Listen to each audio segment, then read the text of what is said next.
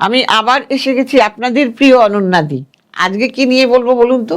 দেখুন, আমাদের সংসারে সেটা ছেলে মেয়ে হতে পারে, স্বামী হতে পারে, বা প্রেমের লোক হতে পারে, যেই হোক না কেন, বা আমার ভাই হতে পারে, এরকম তো হতেই পারে না?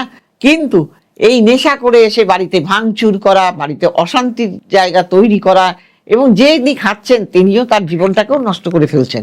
দেখুন, মদ আমরা খাবো, কিন্তু মদ যেন আমাকে খেয়ে না ফেলে, এই জায়গাটা সবসময় তো ভাবার জায়গা থাকে না। একবার যে নেশার মধ্যে ডুবে যায়, সে তখন আর কোনো দিকে মন রাখতে পারে না, ওই নেশাটাই তার সব। তাই যদি আপনারা নেশা ছাড়াতে চান, তাহলে একটা কাজ করবেন, তার একটা ফটো নেবেন।